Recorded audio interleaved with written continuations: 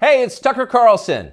The Biden administration arrested Donald Trump this afternoon. They had him arraigned and fingerprinted in a Miami courthouse like the accused felon he now technically is. These were the first steps in a process that is designed to put Donald Trump behind bars for the rest of his life. Cable news carried every moment of it live. It's unprecedented, they told us, with what looked like shock. But they weren't shocked. They knew this was coming. Everyone who's paid attention knew it was. What just happened was always going to happen. It's been inevitable since February 16th, 2016. That's the day Donald Trump made a blood enemy of the largest and most powerful organization in human history, which would be the federal government. Despite what you may remember, it wasn't anything that Trump had said about immigration or trade with China or rapists from Mexico. Those are the stories that dominated the headlines that year. Trump's a racist, they screamed. Stop him! But inside Washington, that was just noise. None of it really rated. Identity politics doesn't mean much to permanent Washington. What matters, then and now, is foreign policy. The invasions and occupations and proxy wars. The decisions that determine which global populations will thrive and which will die. The policies that come with trillion-dollar price tags. The ones that, over time, have made the counties around D.C. the richest suburbs in the world. In Washington, that's what actually matters. And it's obvious when you look carefully. When there's a debate about anything else, for example, the debt ceiling, both sides take their assigned positions and they start yelling.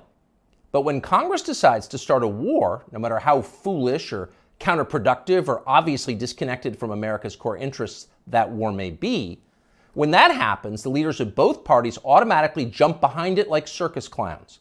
And then they stay there, sometimes for decades. They defend that war relentlessly against all evidence until somebody finally rings the all-clear bell and they can begin to admit that actually, maybe it wasn't such a great idea. We meant well, but it just didn't work out. The good news is we've learned a lot of important lessons.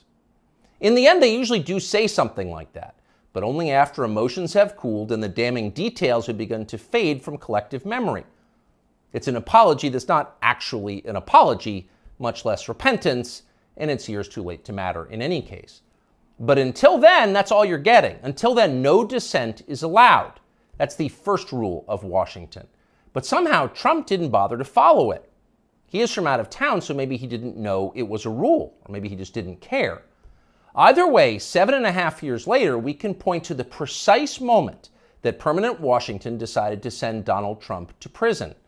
Here it is. It's from the Republican candidates debate in Greenville, South Carolina. We should have never been in Iraq. We have destabilized the Middle East. They lied. They said there were weapons of mass destruction. There were none, and they knew there were none. There were no weapons of mass destruction. All right. We should never have been in Iraq, Trump said. We destabilized the Middle East. Now, by the time Trump said that, a lot of Republican primary voters were starting to reach the same conclusion. How could they not? But it was the next line that doomed Trump to today's arrest. They lied, he said. There were no weapons of mass destruction, and they knew there were none. Now, when he said that, a few in the crowd booed. Most just sat there in silence, stunned. Can he say that? Well, he said it anyway. And by saying that, he sealed his fate. That was the one thing you were not allowed to say, because it implicated too many people on both sides, which on this topic is really just one side. Hillary Clinton was guilty of it, but so was Paul Ryan. All of them were guilty. They all knew, they all lied. And to a person, they hated Donald Trump for exposing them. After that, it was pretty clear that even if he did get elected president, Trump was going to have a very hard time controlling the federal government he was supposed to be in charge of. Most of permanent Washington decided that thwarting Trump was the single most important mission in their lives. Everything depended on it. Many of them said so publicly. But others didn't say so publicly. In fact, the stealthier ones took another path. They ran toward Trump, not away from him. They sucked up to him. They ingratiated themselves with the man they intuitively understood was susceptible to flattery, which Trump is. And they did this in order to subvert his new administration from the inside. There were a number of these, and you could spot them immediately. They were flatterers. Invariably, the ones who flattered Trump the most hated him the most and disagreed the most strongly with his views. You saw them in the hallways of the White House and at press conferences. They were there slobbering over their boss with elaborate self-abasement, as if they were addressing a monarch or a god. It was a scene from the Ottoman court. It was filthy and decadent, and it was false. Mike Pence, Nikki Haley, Mike Pompeo, Lindsey Graham in the Congress. They all called Trump a visionary genius up until the moment he lost power. And then they unsheathed their real agenda, as always the neocon war agenda, and they piled on with maximum force. Here's Mike Pompeo, for example, on Fox News this morning. President Trump had classified documents where he shouldn't have had them, and then when given the opportunity to return them, he chose not to do that for whatever reason. When somebody identifies that, you got to turn them in. And so that's inconsistent with protecting America's soldiers, sailors, airmen, and Marines. And if the allegations are true, some of these were pretty serious, important documents. And so that's wrong. May future historians hoping to unlock the mysteries of late Empire Washington study that clip, because it will reveal everything.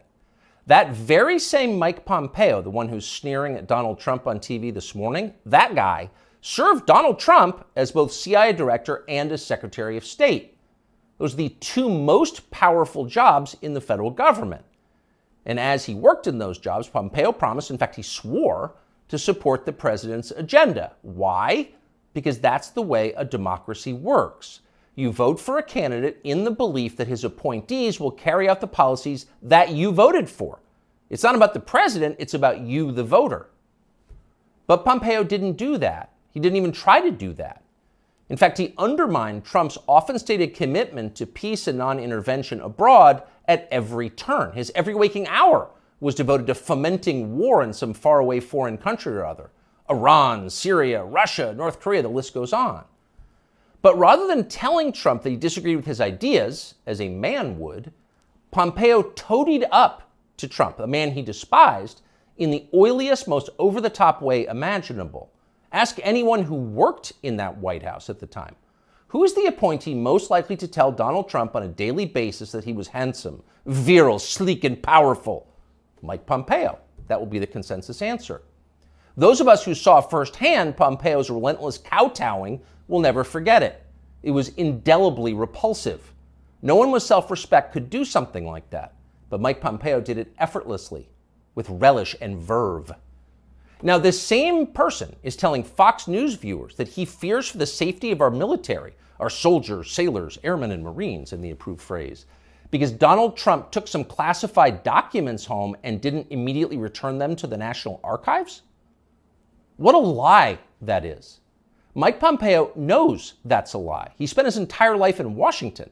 Washington is a city where internal memos about Labor Day are classified because everything is classified.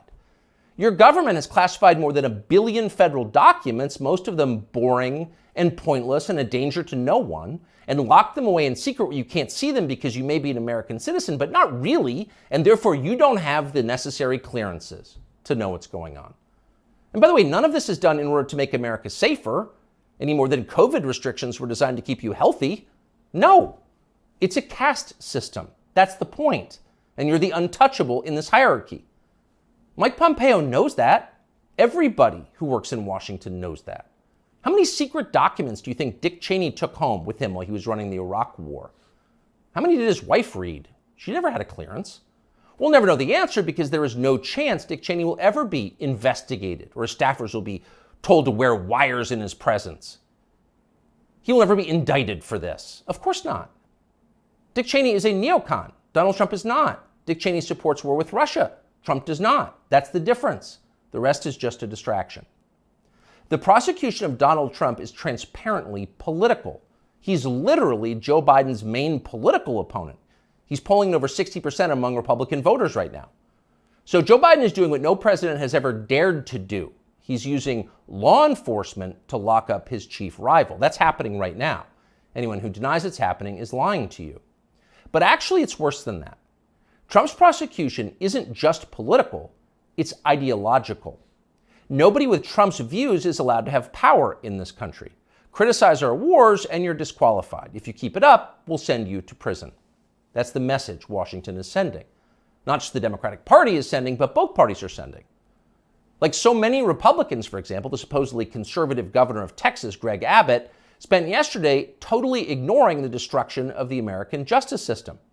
Instead, he signed a highly important bill called the Crown Act, which according to the celebratory tweet Abbott sent commemorating it, will, quote, prohibit discrimination based on textures and hairstyles historically associated with race. In other words, in Texas, cornrows are now protected by law. Having unapproved views about Ukraine is not. That's fine with most elected Republicans. They find Trump tiresome and embarrassing. Their donors hate him. They will not be sad if he dies in jail. But what about voters? What are they learning from this spectacle? Well, mostly they're learning that they have no power at all because nobody cares about them. But they already knew that. Unlike so many of our elected leaders, they have been to America recently. They know what it looks like. Have you seen it? If you've got a few days this summer, find out. Take a road trip and see for yourself. Drive 500 miles in any direction and then come home. How are things looking? Well, they should look great. The federal government spent $6.5 trillion last year. That's more than any government has ever spent, ever. So at the very least, you would expect pristine public roads. Oh no, that's not what you see when you drive around this country. There are potholes and Jersey barriers everywhere. Looks like Tegucigalpa before the Chinese decided to rebuild the infrastructure of Honduras. We don't have China buying our roads.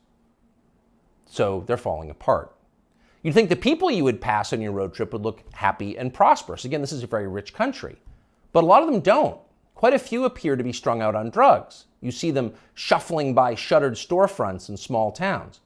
And you wonder, as you see all of this, where did all the money go? It's certainly not here.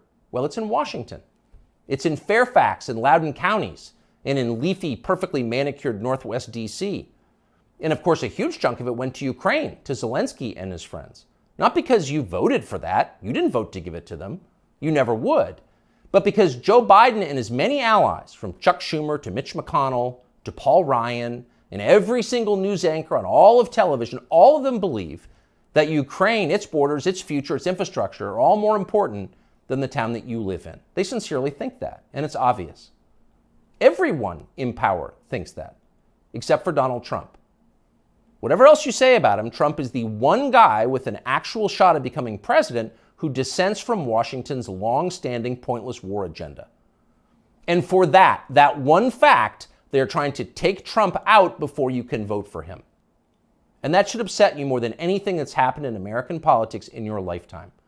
Even if you don't plan to vote for Donald Trump, even if you would die before voting for Donald Trump, which is your right, and a lot of good people feel that way, even still, the destruction of our democracy, which is the right of voters to support any candidate they want, even candidates who don't want war with Russia, the destruction of that should keep you up at night. Yes, Donald Trump is a flawed man, but his sins are minor compared to those of his persecutors. In this life, we don't get to choose our martyrs. We can only choose our principles, and America's are at stake.